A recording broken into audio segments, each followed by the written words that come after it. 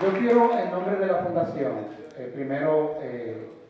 agradecerle a Víctor, que ha tenido la gentileza de asistir a esta actividad, y también agradecerle a cada uno de ustedes. Víctor, aquí estamos ante magistrados honorables y ante abogados ayudantes. Para nosotros, como Fundación de Institucionalidad y Justicia, es un lujo hacer este tipo de actividad con jueces de esta jurisdicción. Inclusive hemos venido, y los magistrados lo saben, realizando actividades conjuntamente con el Foro Iberoamericano, en la cual actividades en las que tú has participado también en ellas. Nosotros quisimos hacer esta actividad, entre otras cosas, para ir calentando el ambiente para lo que será un congreso seminario internacional dedicado a Colombia en el marco de esta jurisdicción contenciosa administrativa que se celebrará del 1 al 3 de agosto, con la participación de los más connotados administrativistas colombianos. Bueno, Víctor, que es un colombiano que nació en Venezuela y que en la actualidad está viviendo en Bogotá, va a ser parte de los expositores también a la misma. Yo quería anunciar aquí que yo no quisiera que nadie de los que están aquí falte en esa actividad. Y los abogados ayudantes, la Fundación lo va a abarcar. Porque los jueces que no hayan podido ser convocados, ojalá y que se puedan integrar y nosotros lo convocamos, porque es que es importante seguir fortaleciendo la jurisdicción contenciosa administrativa, sobre todo, y es más importante, que la sociedad cree conciencia del trabajo que ustedes hacen, que no es fácil. O sea, una cosa es controlar el poder, pero yo creo que es más difícil someterlo al orden. Eso es más complicado. Así que yo no me voy a alargar parafraseando aquí, pero sí quiero agradecerles que hayan acudido una vez más al llamado de la Fundación Institucionalidad y Justicia y vean esta actividad con el único objetivo, que es el de seguir fortaleciendo la jurisdicción contenciosa administrativa y, en fin, ver de qué forma nosotros también, como decía anteriormente, ir creando conciencia de lo importante que ustedes son. Yo siempre he dicho, magistrada, que ser juez de la jurisdicción contenciosa administrativa parece que tenemos que hacer martirio, porque se sufre, ahí se sufre. Muchas veces uno no sabe el alcance de una decisión que uno tenga que tomar. En fin. Así que a continuación le voy a dar la palabra a Manuel Fermín, que es el que está coordinando académicamente la actividad de agosto. Y fue también el coordinador académico del último foro iberoamericano que celebramos en el país. Así que le doy la palabra a Manuel, que va a presentar a nuestro expositor.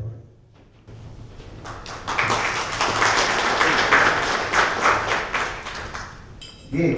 pues en el marco, como bien decía Sergio Tulio, de lo que son las actividades previas de la primera jornada anual del derecho administrativo que vamos a tener en la República Dominicana, la idea es hacerlas anualmente. Hemos iniciado haciendo algo especial, que es poniendo un invitado, en este caso como país invitado Colombia, y en homenaje a un jurista como lo es el profesor Guevara Rodríguez, muy conocido en la República Dominicana porque sus obras llegaron muy temprano. Yo recuerdo que en la librería de la Filantrópica, pues ya llegaba esa obra que tiene 20 ediciones. Entonces, a propósito de la presencia del profesor Víctor Hernández Mendique aquí, pues hemos decidido y promovido una actividad como esta con los jueces y con los abogados ayudantes en aras de seguir fortaleciendo desde el punto de vista de la capacitación y la discusión de temas tan interesantes y específicamente un tema como este del control judicial de la actividad administrativa económica. Y hemos visto que en los últimos años pues se ha venido desarrollando el ordenamiento con legislaciones especiales, legislaciones sectoriales que tienen que ver con poderes de regulación en ámbitos económicos, y eso es un proceso que tiene mucho tiempo ya, en el caso desde aquellos años de la Ley General de Telecomunicaciones, que dio paso a una importante discusión de las categorías del derecho administrativo, y también luego con la Ley Monetaria y Financiera, entre otras, ¿no? Y luego hemos visto en los últimos años ya el tema del proconsumidor, que ha invadido también a la jurisdicción, entre otras entidades de regulación. Y a propósito de eso, como un tema de discusión en los espacios académicos, de qué tanto puede controlar el juez ese tipo de actividades que por lo general tienen características muy particulares, de especialidad, aspectos técnicos también, pues le hemos pedido a Víctor que abordara pues este tema, puesto que Víctor es académico consagrado y que ha estudiado mucho pues este fenómeno. Voy a presentar brevemente a una persona que es muy conocida en el país, como es Víctor Hernández Mendibre. El profesor Víctor Hernández Mendibre es abogado de la Universidad Católica Andrés Bello, es especialista en Derecho Administrativo por esa misma universidad, es licenciado en Derecho homologado, en este caso ante el Ministerio de Educación y Ciencias de España, y es doctor en Derecho por la Universidad Católica Andrés Bello en el año 2008. Tiene 29 años de ejercicio profesional en su despacho Hernández Mendibre, Orjuela y Asociados, que es un despacho especializado en Derecho Público, Derecho Constitucional, Derecho Administrativo, así como en el Derecho Público de la Economía. Es miembro también del Foro Interamericano de Derecho Administrativo. Con ustedes, sin más preámbulos, el conferencista, el profesor Víctor Hernández Mendibre. Pido un fuerte aplauso.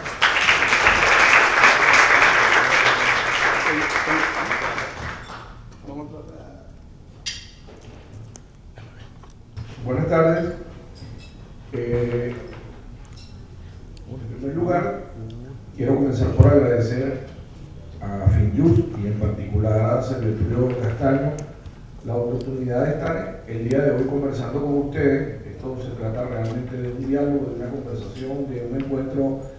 además entre amigos, porque pues muchos de nosotros ya nos conocemos de hace unos cuantos años. Con algunos he tenido más contacto que con otros, pero al final creo que ya ninguno nos sentimos lejanos, sino que como si fuéramos unos amigos que se ven cada cierto tiempo y comparten puntos de vista comunes. Y por eso quiero agradecer a FinJust la oportunidad de estar el día de hoy aquí, aparte de las actividades académicas de la clase, de tener la oportunidad de tener este diálogo de amigos, como les decía. Y de igual manera, a la Asociación Dominicana de Derecho Administrativo, su junta directiva está haciendo una labor muy importante. Bueno, creo que los dos grandes congresos que se han organizado con la colaboración de FinJust son una prueba de ello. Han sacado unas publicaciones más grandes, otras más pequeñas, pero se está haciendo una labor importante de, ¿cómo se llama?, de comunicación, de concientización sobre el desarrollo de estas leyes que tienen que ver con el ámbito del Estado, de la administración pública en concreto. Y en este caso es un privilegio tener la oportunidad hoy de hablar ante un grupo tan selecto de abogados y de jueces, en particular de magistrados, dentro del orden jurisdiccional administrativo. Y en ese sentido, pues además es un privilegio tener que hoy presida la mesa el magistrado Sara Enrique, que también justamente recordábamos en el almuerzo que ya fue hace unos 13 años aproximadamente que tuvimos la oportunidad de conocernos en una de estas actividades, con lo cual ella es un testimonio vivo de que hemos mantenido un constante vínculo y diálogo a través del ámbito del derecho administrativo. Mire, el tema sobre el cual vamos a conversar es un tema muy interesante en la medida en que ha sido muy polémico, hay que decirlo con absoluta sinceridad. Es un tema polémico porque resulta que el control judicial de la administración ya de por sí es un tema complicado, es un tema que ha costado mucho esfuerzo y mucho tiempo, es un tema que a pesar de que tenemos una ley que ya tiene 71 años que regula la jurisdicción contencioso administrativa en la República Dominicana, no siempre ha sido fácil controlar la administración, no siempre ha sido fácil ejercer un control sobre la actividad o la inactividad de la administración y se han tenido que dar reformas a esa ley de hace 70 años, se avanzó, todavía estamos pendientes de que el Congreso apruebe la ley de la jurisdicción contencioso administrativa o la ley procesal que permite el control de la administración por parte de los jueces, no porque no existe en este momento, sino porque esté modernizada, como acaba de pasar recientemente en la República de El Salvador, como ha pasado hace algunos años atrás en la República de Costa Rica, como ha pasado hace otros años atrás en la República de Colombia. Es decir, todos los países han ido adaptando las leyes a las nuevas necesidades de un auténtico control jurisdiccional que garantice la tutela judicial efectiva en los términos que pauta el artículo 69 de la Constitución Dominicana. Y es en ese contexto en que, para utilizar la expresión de la reciente obra del magistrado Crispín, que habla de derecho administrativo constitucionalizado, que es el título exactamente que le da el libro, que digamos es una suerte de parafraseo o de, si se quiere, de dominicalización de una expresión ya un poco más antigua que utilizó también un magistrado después de la Segunda Guerra Mundial en Alemania, que fue el magistrado Fritz Berner, que hablaba de que el derecho administrativo era el derecho constitucional concretizado. Es decir, esta expresión lo que nos pone es en aterrizar que el derecho administrativo no es una cosa seria, no es algo abstracto, sino que es el derecho de todos los días. Y ese derecho de todos los días, el cual nos vincula además a nosotros desde el día que nacemos, porque para poder existir jurídicamente, para que se nos puedan reconocer todos esos derechos de los que habla la Constitución,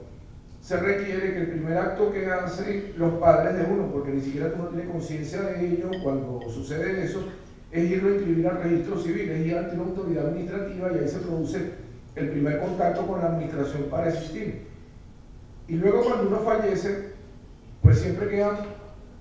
temas administrativos que resolver, aunque ya uno no esté en este mundo, porque hay que hacer declaraciones de impuestos, hay que hacer trámites de actas, de documentos, etcétera, de autoridades administrativas.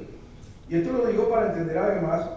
que cuando el artículo 69 de la Constitución, el 138 de la Constitución, el 148 de la Constitución nos hablan de ese control jurisdiccional que deben ejercer los jueces sobre las actividades o la inactividad de la administración, al fin y al cabo lo que está diciendo es que ese es el derecho común de todos los días entre los ciudadanos y el Estado. Puede ser que una persona nazca y pase por la vida sin hacer un contrato, o por lo menos sin hacer un contrato escrito, porque el transporte, todas estas cosas que hacemos a diario, son contratos que se están haciendo permanentemente, aunque uno no tenga incluso la conciencia de ello. Puede ser que jamás pise un tribunal porque nunca tuvo un conflicto en su vida,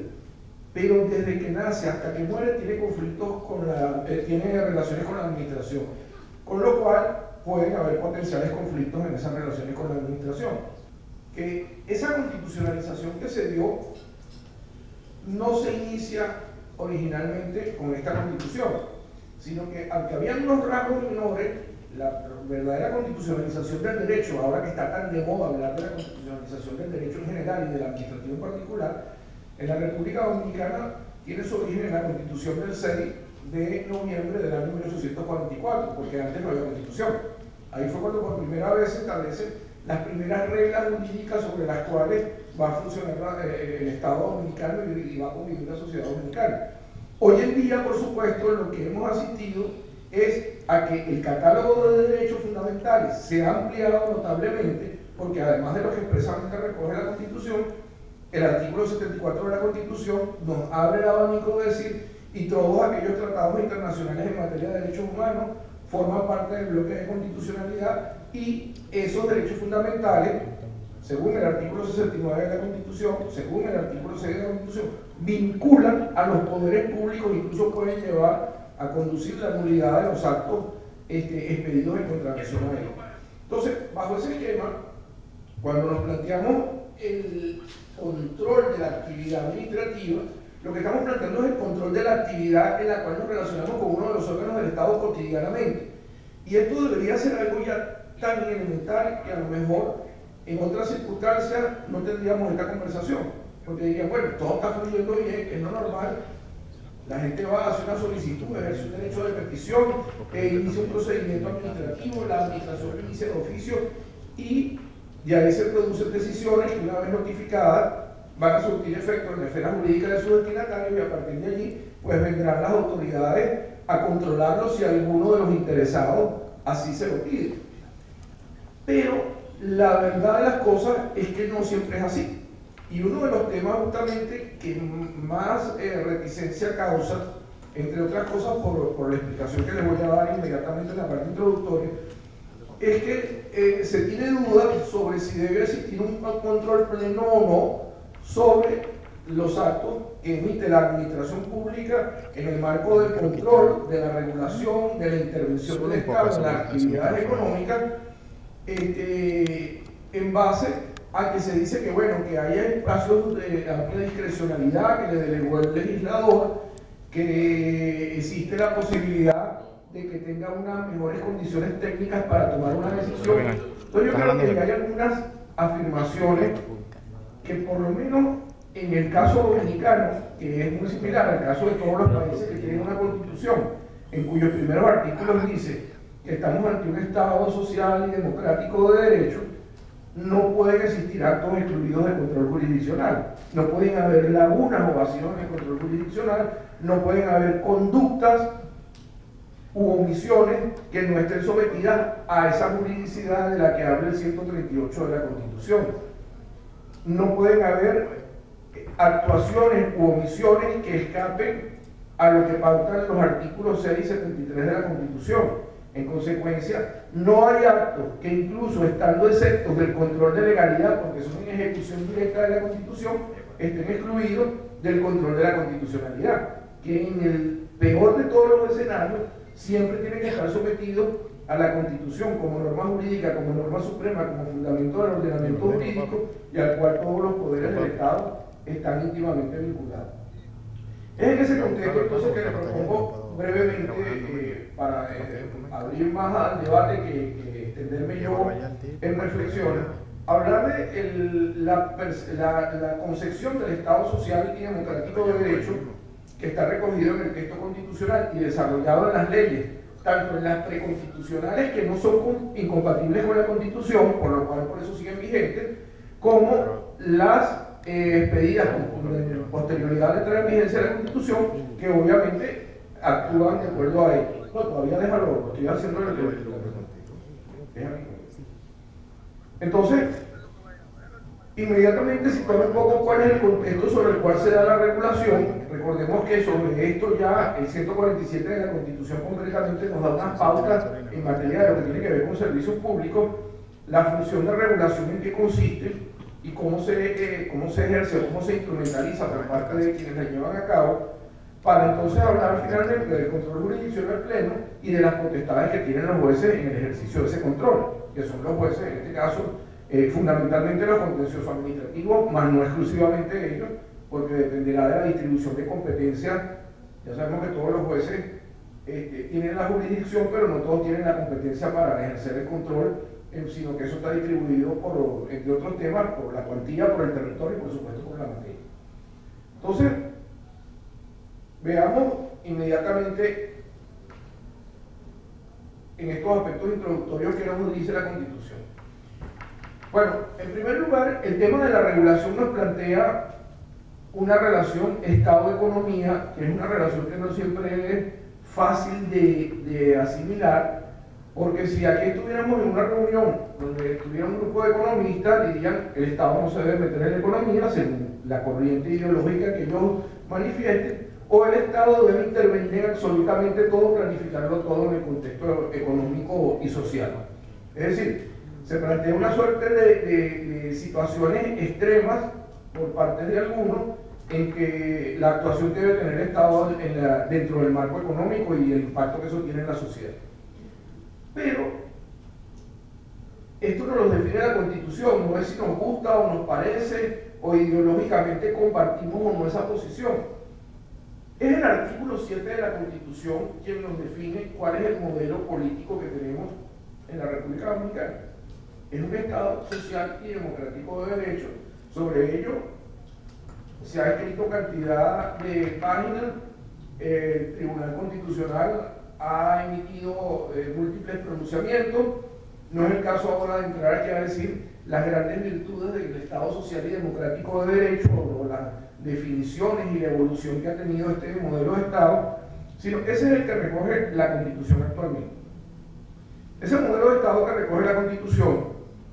tiene unas pautas, tiene unos cimientos desde el punto de vista jurídico que van a impactar y que van a tener incidencia en todo el desarrollo de las actividades económicas, sociales y culturales que se lleven a cabo en el país. Y eso es lo que veremos seguidamente. La Constitución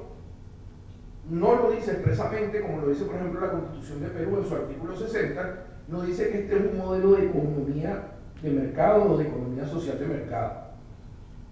La Constitución dominicana sí habla del principio de subsidiariedad, que no es poco lo que dice cuando introduce el principio de subsidiariedad. Pero no es el tema tampoco ahora de hablar cuál es la relación entre el Estado y los particulares en el marco de la subsidiariedad, porque es un tema más ya de derecho de la economía o de derecho de la regulación económica, que para el día de hoy creo que más allá de una reseña puntual no hace falta extendernos en ese debate en particular. Pero sí, cuando hacemos una lectura del artículo 50, por ejemplo, del 51, del 53 de la Constitución, que vemos que nos habla de la libertad de empresa, que nos habla de la propiedad, tanto de la propiedad, digamos, ordinaria como de la propiedad intelectual, industrial y comercial, por llamarlo de alguna manera, o el artículo 53, que nos habla de los derechos de los consumidores, y luego vamos al 147 de la Constitución, que nos dice que en materia de servicios públicos el Estado tiene la obligación de legislar sobre ellos y además puede crear autoridades para regular esos servicios. Pues nos estamos dando cuenta de que hay unas directrices, hay unos mandatos que emanan de esa cláusula de Estado social y democrático de derecho que son aplicables en este contexto. No obstante, fíjense ustedes que cuando analizamos esto desde la visión ortodoxa de cómo se entiende el derecho, es decir, bajo las tesis más puras de Hans Kelsen, el mercado, la innovación tecnológica, el ambiente no considerado como derecho fundamental, me refiero al ambiente considerado en su contexto natural, en esa relación que establecemos con el entorno que nos rodea, son conceptos que se pueden considerar metajurídicos, porque para lo que le importan los positivistas es estrictamente lo que dice el ordenamiento jurídico en cada norma y en función de que la norma siempre regula una situación concreta y establece una consecuencia jurídica. Pero si nos sentáramos del lado de los economistas, sobre todo de los economistas liberales, tendríamos entonces la otra posición de decir el mercado es lo que importa y todo lo que no sea el mercado,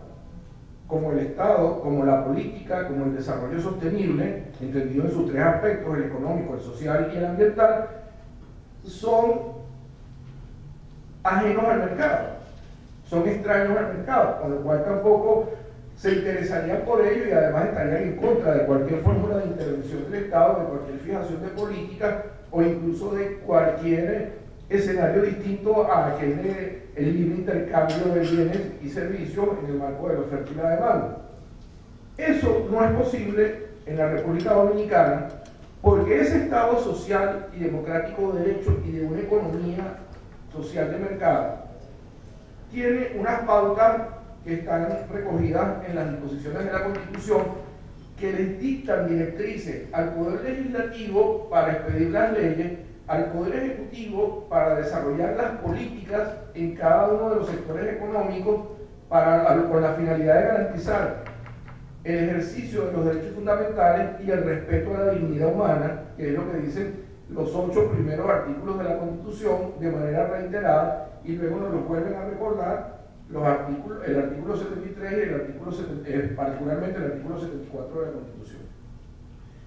¿Cuáles son esos principios rectores del Estado de Derecho que deben ser aplicados por parte de todas las autoridades y que de no cumplirse los jueces tienen que verificar qué sucedió y establecer los correctivos pertinentes?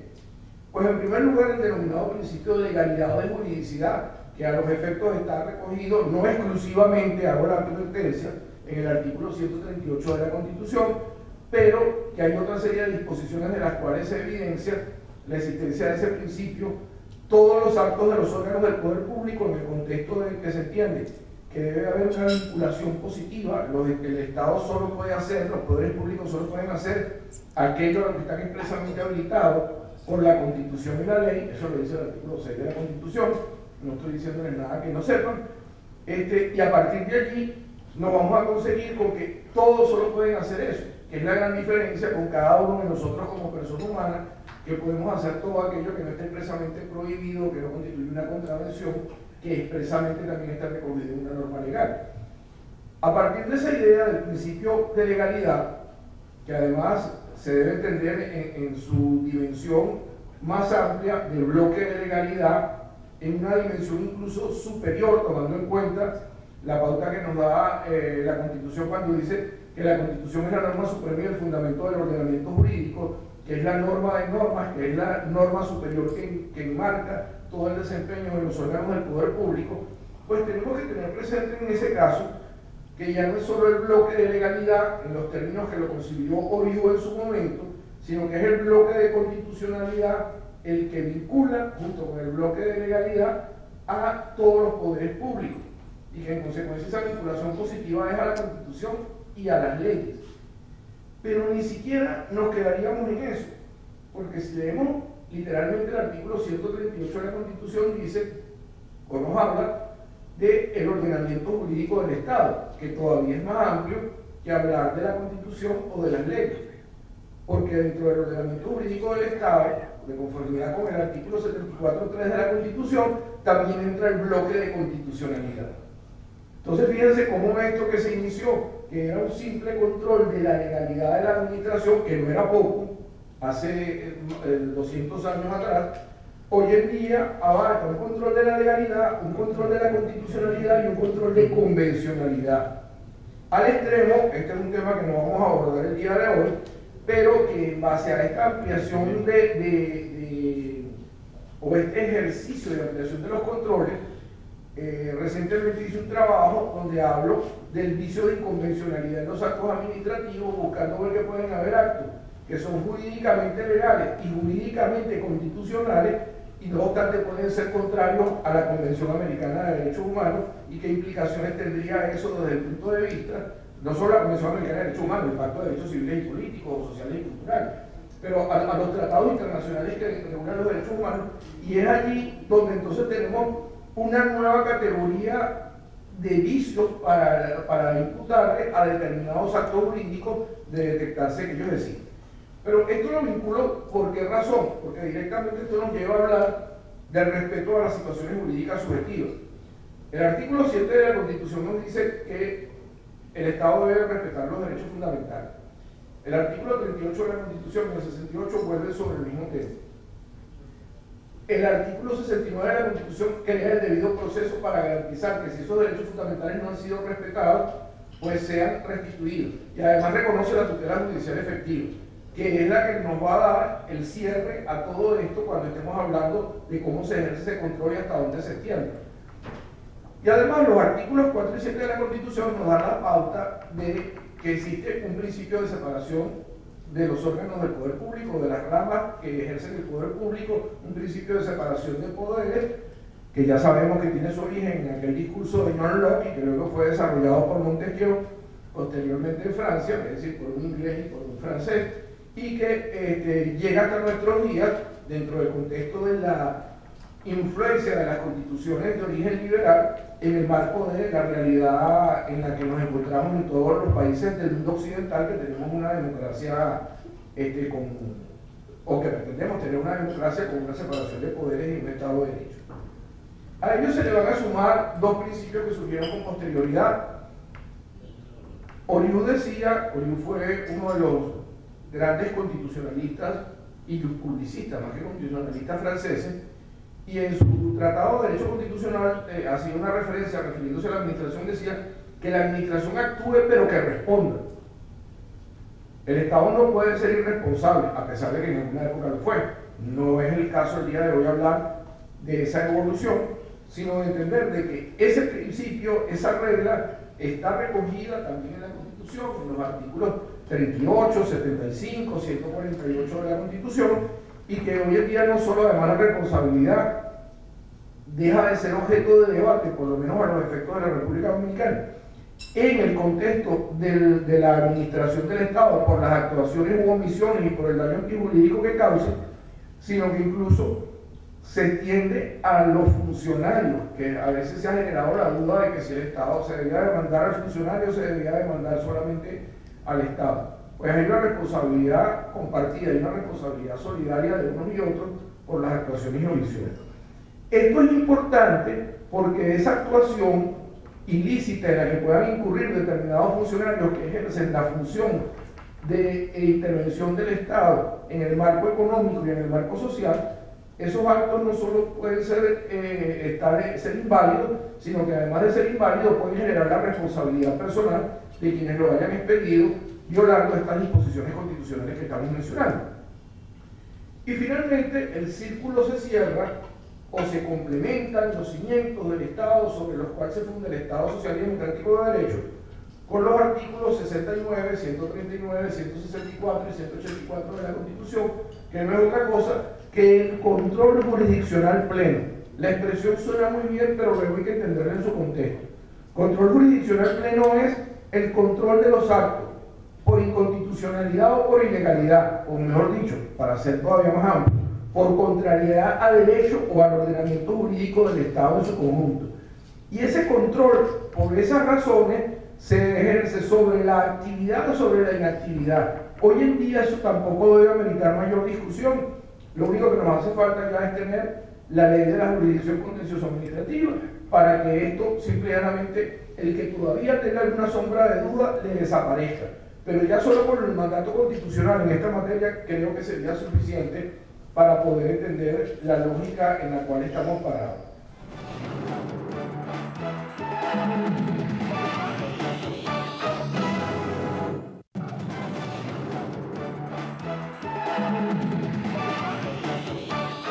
La intervención temporal de las empresas.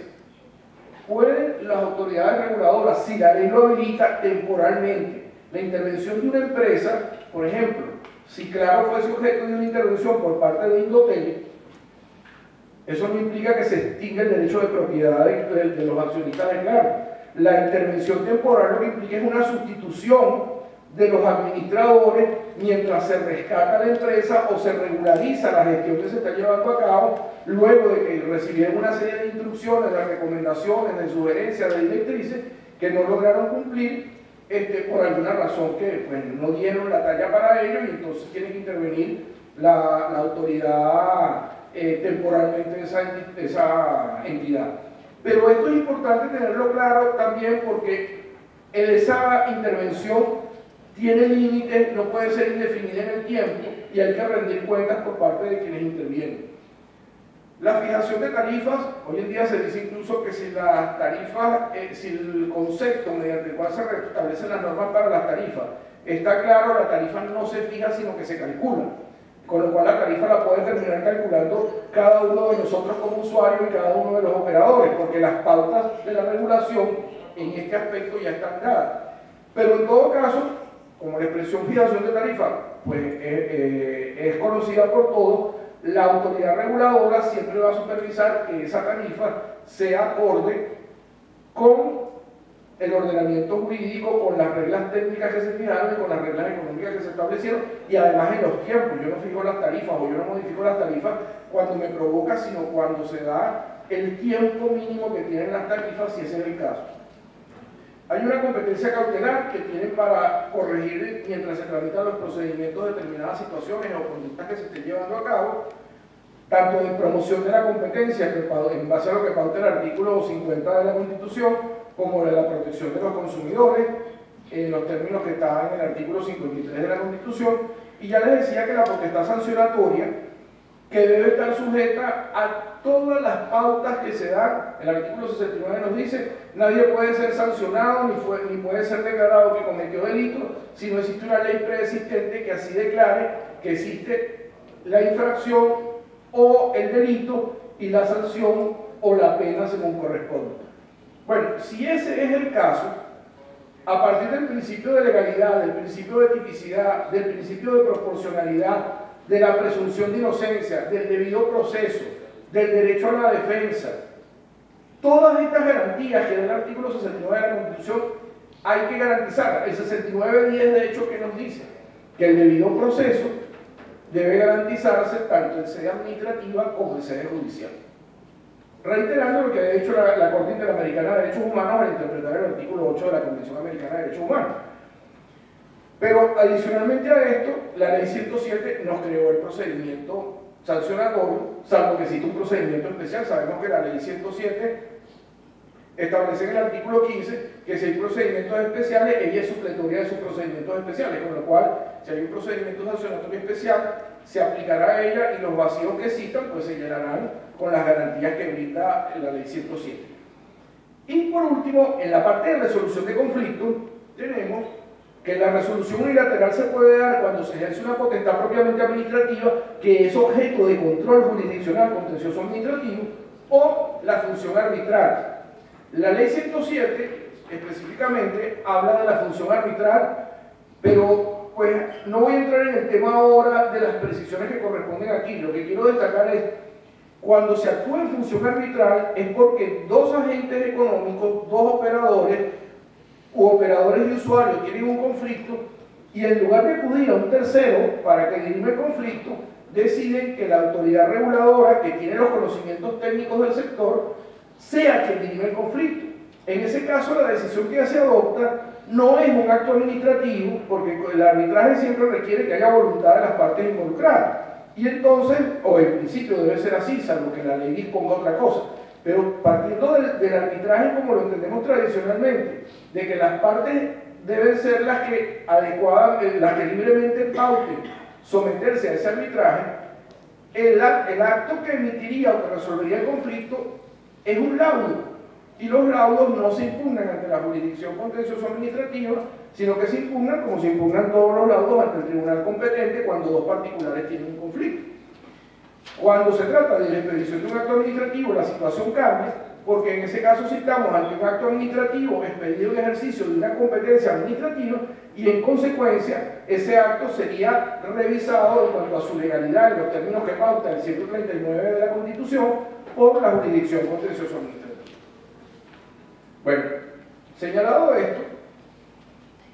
veamos qué pasa con los tribunales ante esa actividad de control, ante ese ejercicio de esa función administrativa.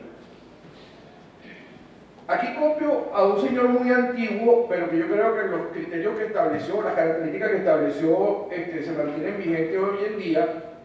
que es Sócrates, el filósofo griego. Él decía que los jueces debían escuchar cortésmente, responder sabiamente, ponderar prudentemente y decidir imparcialmente. Yo creo que a pesar del tiempo que tiene esta expresión socrática, no ha perdido vigencia en cuanto a la conducta que el juez puede desarrollar ante las situaciones que se le plantean. ¿Qué es lo que está sometido a control jurisdiccional pleno? Pues ahora está sometida hasta la Constitución, porque si bien la Constitución no puede ser inconstitucional en sí misma, sí puede ser inconvencional. Solo les recuerdo sobre estos temas el famoso caso de la última tentación de Cristo contra la República de Chile, donde se dijo el establecer previamente la censura como condición del ejercicio de la libertad de expresión es contrario a la Convención Americana de Derechos Humanos. Entonces, pues que ya ustedes saben lo que tienen que hacer, no hay que decirles nada más. Pero ya en el ámbito interno, no en el internacional de derechos humanos, las leyes y los actos de gobierno están sujetos al control de constitucionalidad, los reglamentos, los actos administrativos generales individuales y los contratos al control de legalidad, y el incumplimiento de la ley por inactividad material o formal también está sometida a control de legalidad en los términos que pauta el 139 de la Constitución. Conforme a ello, entramos ya en la fase final de la exposición. ¿Qué es lo que se plantea con la autoridad reguladora? El ejercicio de la potestad reguladora está, como toda actividad administrativa, sometida al control de la jurisdicción contencioso administrativa en los términos que definen la Constitución y la ley. El tema que ha planteado más dudas no es en la actividad reglada de las autoridades reguladoras, porque la actividad reglada de las autoridades reguladoras, al fin de cuentas, es como cualquier otra actividad. Pues o está conforme, o es compatible o no es compatible con la legalidad. Punto. Pero cuando se ejerce la potestad administrativa preeminentemente discrecional, fíjense que yo voy a usar mucho la expresión preeminentemente, porque no hay actos administrativos absolutamente discrecionales ni actos administrativos absolutamente reglados.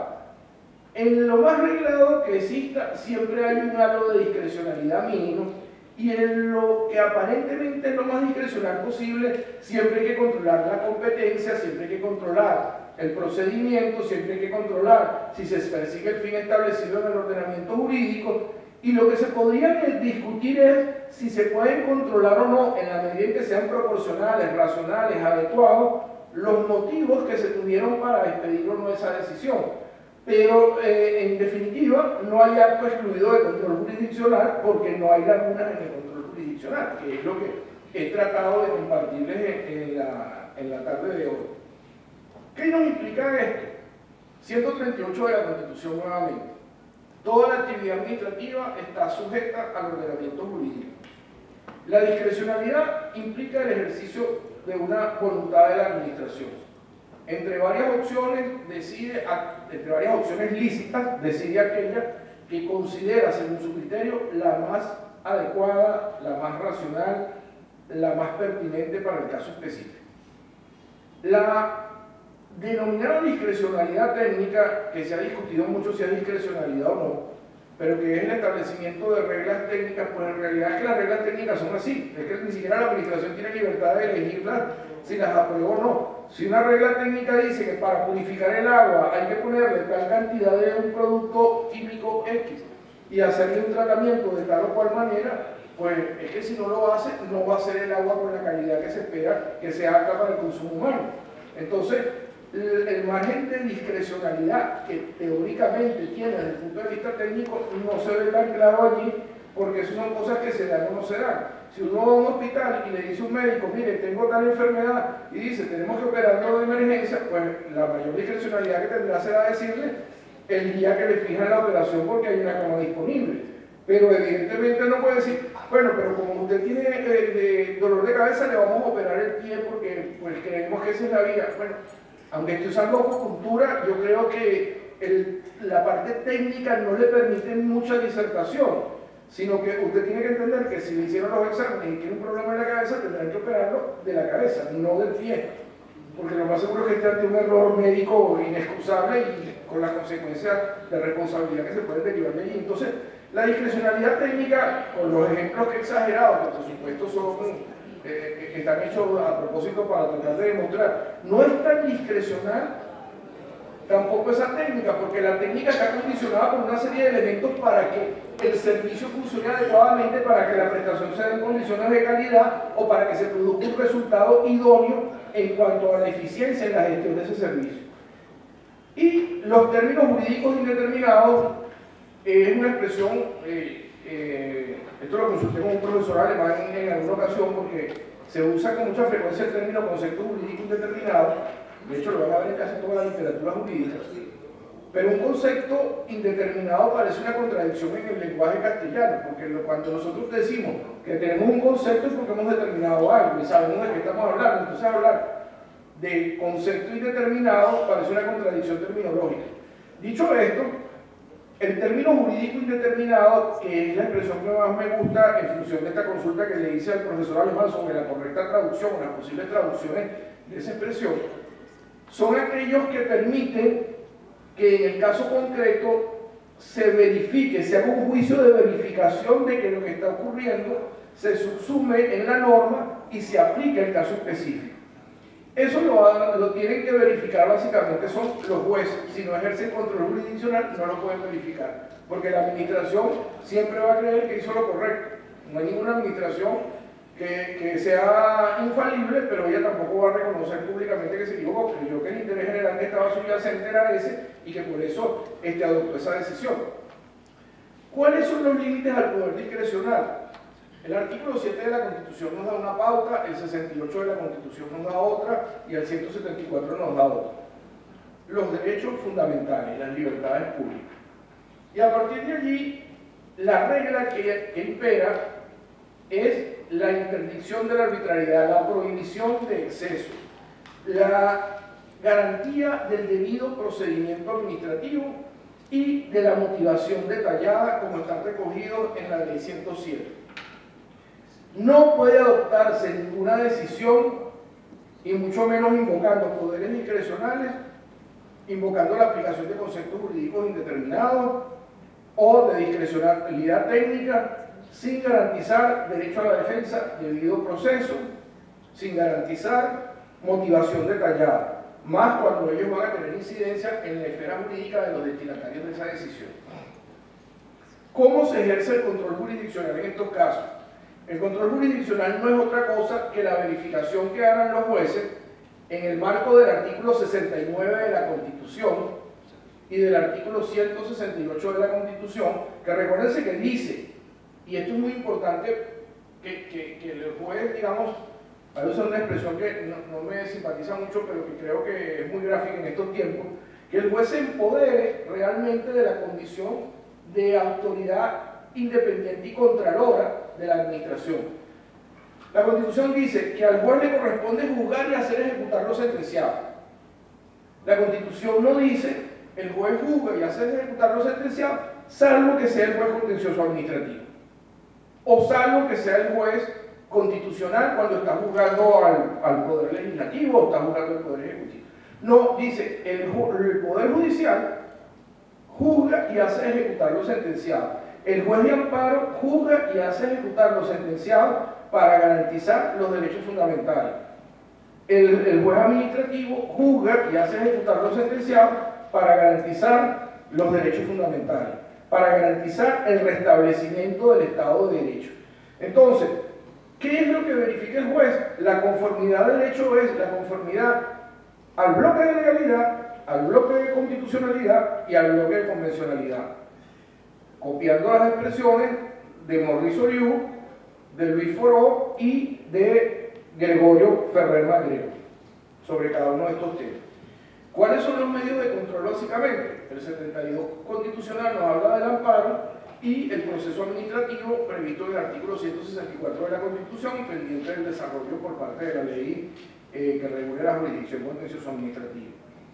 ¿Y qué aspecto es el más importante cuando no estamos hablando del control de la conducta arreglada, sino de estos que tienen este halo de discrecionalidad al que nos hemos referido? Pues hacer el juicio de proporcionalidad. Esto también se lo debemos a los tribunales alemanes y a los juristas alemanes. El principio de proporcionalidad nos permite hacer unos juicios sobre la adecuación, sobre la necesidad y la proporcionalidad en sentido estricto. Es decir, esa prohibición de exceso lleva a que se verifique si la medida o la limitación que se proveyó, que se dictó, es apta para alcanzar el fin perseguido por la ley, si no existe otra medida alterna y menos gravosa que sea capaz de alcanzar el mismo objetivo, pero sin afectar tanto los derechos fundamentales, y la ponderación de que las limitaciones o restricciones sufridas sean las estrictamente necesarias para alcanzar el fin que se persigue. En función de ello, podemos concluir lo siguiente. La tutela judicial efectiva de la que habla el artículo 69 de la Constitución exige que no existan actos excluidos del control jurisdiccional. Las potestades de los órganos jurisdiccionales oscilan entre expedir sentencias declarativas, constitutivas o de condena en atención a las pretensiones que le hayan formulado las partes involucradas en el proceso administrativo. El órgano jurisdiccional administrativo puede confirmar la validez de los actos administrativos. Él no está simplemente para anular porque sí cada vez que le llega un caso. La tutela judicial efectiva no implica que uno le dé la razón, implica que a uno le dé la razón cuando tiene la razón. Porque hay algunos que creen que con invocar tutela judicial efectiva, si no se la dio el juez administrativo, siempre les quedaría ir a pedir que se violó el artículo 69 de la Constitución y por vía de amparo solicitárselo al Tribunal Constitucional. Pues claro, si uno tiene la razón, y eso implica, cumpliendo con el propio 69, presentar alegatos, presentar las pruebas, que las pruebas sean obtenidas lícitamente, que luego sean valoradas por el juez y que el juez además emita la decisión que considere que juzgue pertinente conforme a derecho. El reconocimiento de los vicios invalidantes por parte del órgano jurisdiccional puede efectuarse de oficio o instancia de parte según los supuestos de nulidad absoluta o de nulidad relativa contemplados en la ley, y incluso pueden darse vicios de inconstitucionalidad, de ilegalidad o de inconvencionalidad, como ya les había adelantado previamente. Pero lo más importante que nos podemos llevar de estas reflexiones es que no solo los jueces administrativos están en la obligación, por mandato de la cláusula de Estado Social y Democrático de Derecho. Recuerden que todo Estado de Derecho, en definitiva, es un Estado de justicia. Y esa justicia que se pretende alcanzar a través de las pautas que da el artículo 69 de la Constitución, debe estar orientada a que cuando proceda se restablezcan las situaciones jurídicas subjetivas, que son uno de los pilares de ese Estado de Derecho que les dije inicialmente. Y obviamente cuando no proceda, pues se declarará sin lugar la demanda, la pretensión formulada, y se